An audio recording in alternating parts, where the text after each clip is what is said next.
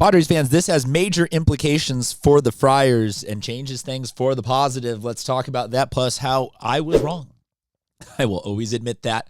I probably could admit that once an episode about anything related to the Padres, but you know what I'm saying. What's going on, everybody? Christian Pedersen back with another episode of Padres Digest, the show that was unfairly harsh to Nick Castellanos. Please accept my apology, Nick. Welcome to the Padres limelight. I am here for all of it.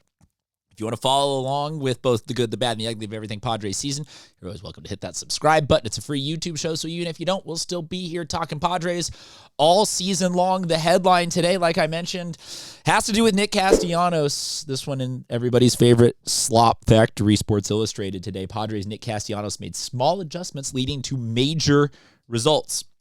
These are major results that I want to also think will lead to some major changes for the San Diego Padres.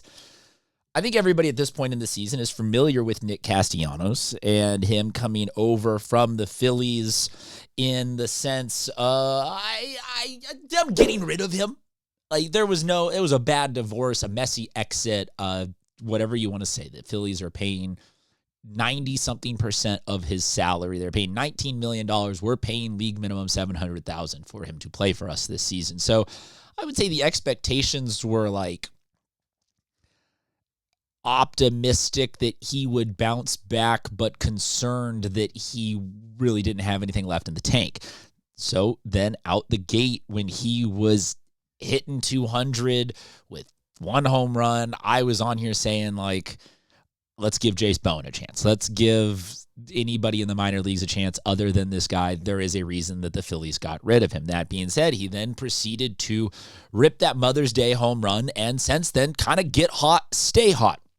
This article talks with, they got some quotes from Nick Castellanos about his swing and his mentality and what it's led to. The quote, you guys can read the whole thing if you want. It talks about just simplifying the approach is what he has gone with, and it has led to him, like I said, a little get hot, stay hot kind of vibes. He still is not hitting necessarily like outrageous overall in the season, but sometimes in a baseball season, you can distill things down into like, what have you done for me lately? And in the last 7 games, he's hitting 292 with a home run, and the Padres are starved for offense. So I am here to do the flip-floppy recency bias thing and, a little bit of the caricature of a sports person that I play on the internet and say,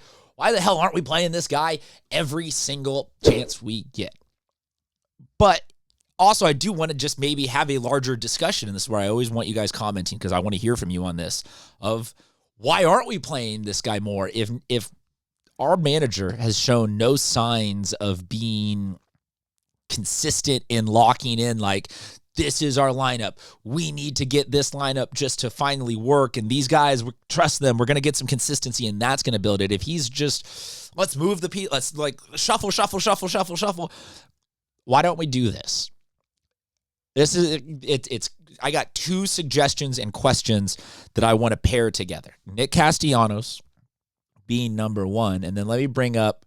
I love a whose numbers are these? Whose numbers are these? All right, I'll give you 10 seconds. 10, 9, 8, 7, 6, 5, 4, 3, 2, 1. That was Miguel Andujar's numbers.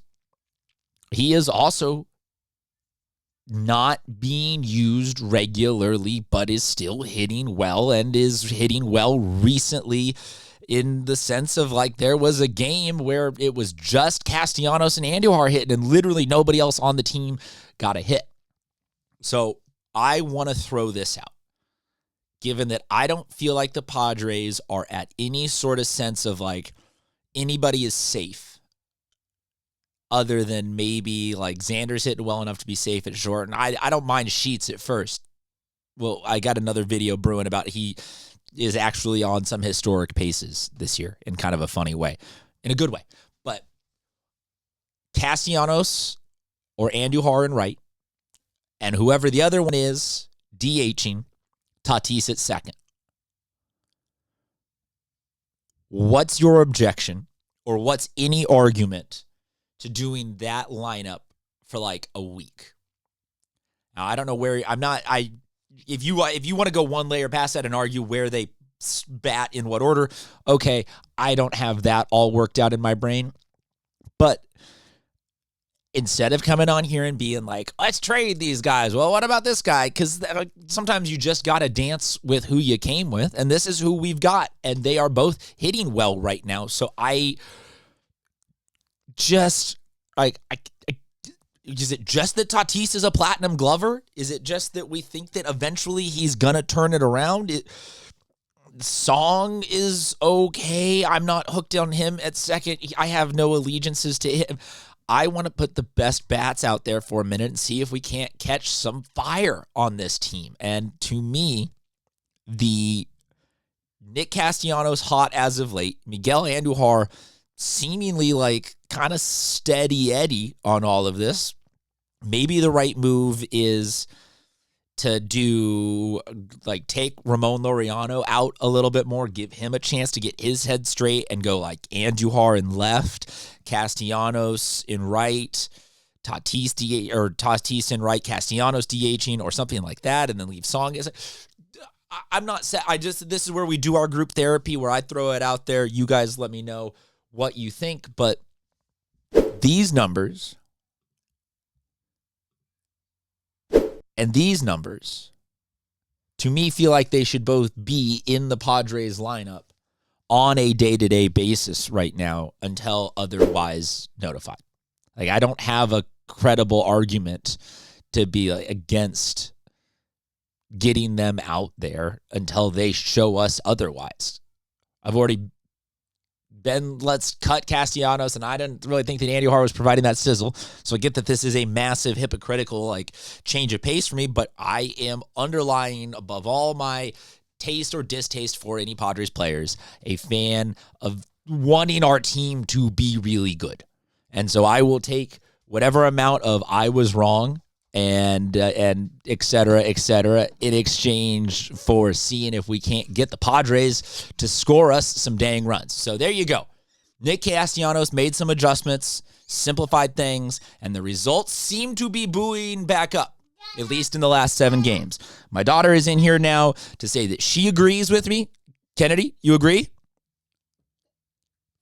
Yes, she's nodding. She's asking for cereal, but she's nodding. You get what I'm saying. All right. Perks of working at home. That being said, make sure you guys hit the subscribe button, like, dislike, all of that as we follow along. And let me know. What do you think? Andujar in right, Castellanos DH? Seems like that could be at least enough for us to win the Vetter Cup. Talk to you guys next time.